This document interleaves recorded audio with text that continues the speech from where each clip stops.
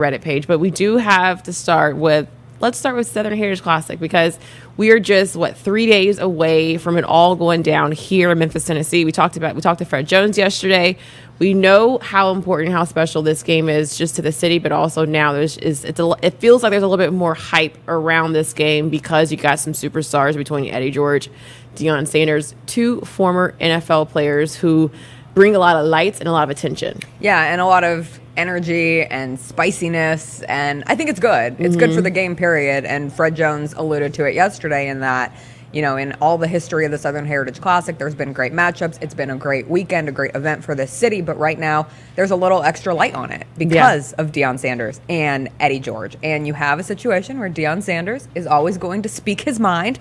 And he talked to the media yesterday, and he had something to say to ESPN. So take a listen to what Deion Sanders had to say. How we can play on ESPN, but I'm home after we land on our wonderful flight that we had back from Miami, and I'm looking at ESPN, and I'm looking on the ticker, and I'm trying to find out the score of Tennessee State in I'm sorry, Grambling State. Yeah, Tennessee State and Grambling State. Grambling. Why can't I see that? Where is that? So we could play on your network, but you can't put us on the ticker. Let me know the scores. Like that don't cost no money, does it? You own the network. Give us that. Great point. Give us that.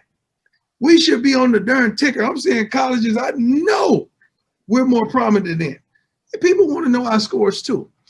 Does Deion have a point here? Yes, 1,000,000,000% yes. As someone who was also looking for scores, just scores, period, on the website, it's not easy. They're not always listed. They're not readily available. There's not stats, and we talked about this last year, and that doesn't come down on sports information departments. Like, they function at different levels depending on what schools you're at. But if you're ESPN and you're showing games, and if you are actually trying to be better at putting a spotlight on HBCUs and their football teams, it's the bare minimum. Yeah, just put a score on a ticker. I saw some responses to this, because what Deion is referring to is a ticker when you turn on Sports Center, or if you're watching another game on ESPN or ESPN2, the ticker at the bottom. I have now just always gone to my phone, because I know that it just sometimes they don't have every single team there, and sometimes they don't have the SWAC or the MEAC scores there. So I now just go on the ESPN app, and I have to search and go to SWAC or MEAC, and I also have TSU as one of my alerts. So I get the updated alert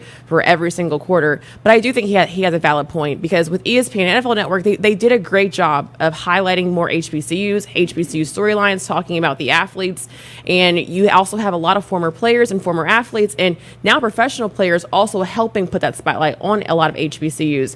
But I do think you can take it a step further. I know there's a lot of complaints for ESPN when it comes to not showing the full halftime show and the full halftime performance, and just showing Did you write a letter? Pieces of it. I did not write a letter. I did see that a lot of Twitter pages did pick up a lot of tweets from it, and one of mine was picked up, and I wasn't knocking it. I just said, I do wish ESPN could have done this, because you went over to NFL Network and you got to see a whole entire show. And that is the full experience of going to an HBCU football game. And I do think for networks, it's just duly noted. Hopefully Deion putting it all out there, ESPN, NFL Network, all the other networks, no matter what you go to get your scores, CBS Sports, hey, maybe we need to make a lot of more things readily available. And it's not just HBCUs, but other smaller schools and other smaller conferences as well, saying we need to make this not hard to find. It's crazy that the schools where we get all of the alerts, right? The schools that we can go out there and find scores to easily are the ones at the bottom of the ticker, and not the schools, not just at the SWAC or MEAC level, but think about the other conferences, the Big Sky Conference and the FCS can't find North Dakota State score. Those are the scores we need to know, because those games aren't on TV. They don't usually have some sort of radio broadcast. It's not readily streamable in years past. So those are the scores that we would need, not necessarily Georgia Clemson, because we're all watching Georgia Clemson. We're back and forth on that game. We don't need necessarily the P5 scores as desperately or as badly as we need those other school scores. 1, 2, when you go out there and you decide, hey, we're going to embrace HBCUs, you got to be willing to do things like that and embrace the culture. Somebody has got to sit down and say, okay, we can't cover this game like it's a SEC football game. We can't cover it like it's a Pac-12 or Big Ten football game, because it's not. It's something different totally. So if you're, one of the great things about college football is the pageantry, that there's a ton of pageantry at that HBCU level. You've got to understand that and say, hey, you know what? We're going to make sure that we show the bands. I talked about it yesterday, mentioned it kind of jokingly, but no, seriously, we're not cutting away from the Super Bowl halftime show. And that's what those bands are for that particular game. People come to see the bands. People are watching because they want to see what the bands do. Tennessee State is dunking basketballs, for Pete's sake, as a band. It wasn't us. It was Florida A&M. I'm sorry. Excuse me. Florida A&M. But we could have done it better. We could have, like, we would have dunked it, did a 360. Y'all were moonwalking or something like that at one point in time. Right. Yeah, y'all going in between the legs, jumping over people like Vince Carter. But, like, embrace the whole thing. Don't just think it's enough to have a black football game or black people on your TV. Embrace that blackness and showcase that. Yeah, and I know that there is the other side of it. As I've heard people say, well, you know, at other football games, they do not show other teams. When you look at Alabama, they're not going to show their full halftime performance. And my argument back to that is, if you are embracing the culture, if you are embracing trying to show what makes HBCU football games so special, just, you know, especially for the classics, I do think for classic games, and it was a very, very big deal for on Sunday to have these two classic games on national TV, that was an opportunity to just show the whole entire halftime performance. Do I expect every single game, especially when you get into your conference play?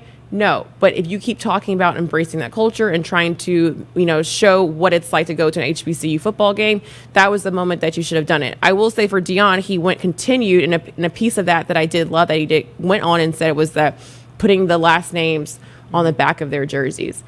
One, as a media member and as someone who's had to take stats for certain various games, it is very beneficial to have your last name. Every school should have their last name on their jerseys. And he has a valid point. A lot of HBCUs do not have their last names on the back of their jerseys, and it's kind of like the question, like, what can we do as an athletic department, as boosters, as people who support your teams and your schools? What can we do to make this happen? Because to me, I do think for every single player, it's not just beneficial for the media. It's beneficial to how you take in the game. It's beneficial to the fans, and it's beneficial to the players, because a lot of times you get the players' names wrong, and you can tell that, especially on national TV on Sunday. You could tell that some of the guys are like, and that was number 19, because they have to look to see, and so that also helps the individual player get their name out there. They had an amazing play. Let's make sure we get the exact name right, but we can't get it right because there's no name, and I got to go look back at my depth chart to figure out, oh, who was that? And that goes back to the haves having it and the have-nots not. And we keep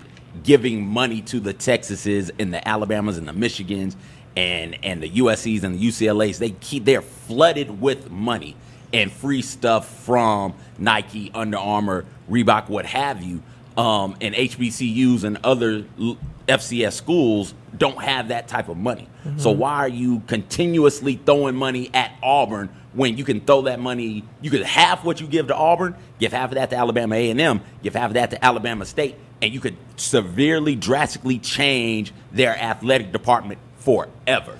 How do you feel about USC? Because I know USC, like, isn't it tradition to not have the last names? And anytime I was cutting tape, it was when I worked at ESPN working at USC, because USC is a big program, I was like, I get it's a tradition, but this is a very highly coveted football program. I was like, come on, can we please get last name on We know the the jerseys? good players on USC. We know the bad players on well, USC. We know the bad players on Penn State and names. Notre Dame, too. I will argue you used to know the good players on USC, and that's on USC. I mean, truly, like, you know certain players, but there's not that same... In today's day and age, where you are not watching the same teams on TV over and over again, because we have packages that allow us to watch just about every single Division I, FBS, Power 5, Group of 5 college football game possible, you're inundated with players. Yeah. So you're not just focusing on a handful of players and what their number is. Like, you're just seeing number on number on number. It's hard to keep track, period. So I appreciate names on jerseys because it just helps streamline the experience, and I don't have to remember as quickly. But I think ultimately, when you talk about it from the standpoint of HBCUs getting names on the back of their jerseys, and Deion Sanders bringing this up, you know, when he got hired, we had this conversation of what he meant for not just Jackson State, but for the continued evolution of HBCU football. And it's things like this where he will be a loud voice that hopefully gets things changed. And he himself said, he's like, I'll do it. I'll take care of this. What is it? $5 a jersey? I'll do it. And I don't know if he technically role-wise, I don't know how that works. Can he do that? But he can at least put the pressure on people to get that started. And then you do turn on a game and you have more of an opportunity to have name recognition. I was surprised. This game's on ESPN3, right? Mm-hmm. Were you surprised that like a local channel didn't pick it up?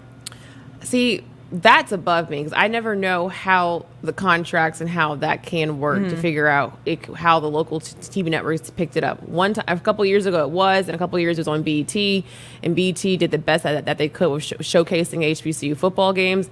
I don't know where the disconnect always is, but I'm just so used to not being a disconnect where I'm just used to not being able to watch it, unfortunately.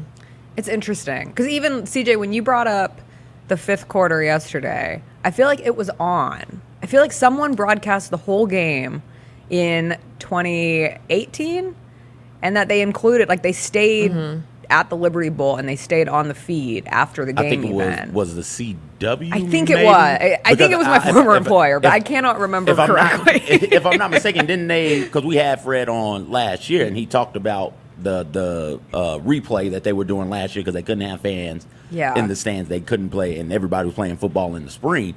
And I think that was a game where they showed the fifth quarter as well. So it was that year, Jessica, maybe 2017, maybe. And they just showed the whole thing. And that's what you're supposed to do. Yeah. That's what you need to do to embrace what it is that happens at HBCU football games. Yeah. I mean, all the things that we are putting out, that Deion's throwing out there, it's going to hopefully promote positive change. It's not to like be negative because it is a special week. It's just to say like, hey, this is a big moment. Here's what we're trying to work for. Here's what we're trying to do. He also, Eddie George and Deion also talked about, because this is going to be their first Southern Heritage Classic experience, to come to Memphis and get a chance to experience it all. They talked about what this moment means. Take a listen. Curious how much you've heard about the Southern Heritage Classic. 32 years strong is this classic. What have you heard about that in terms of how much it means to Jackson State? And secondly, the way you built your staff. Man, hold on, I'm 54, man. I remember one thing at a time. Let me take care of this first.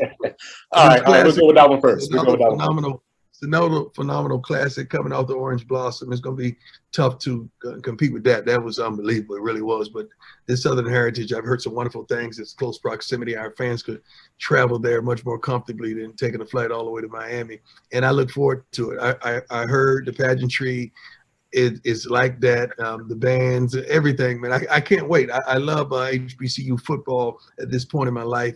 And it's been nothing but it has exceeded all expectations. It's an honor to coach in this game and to get ready for this game.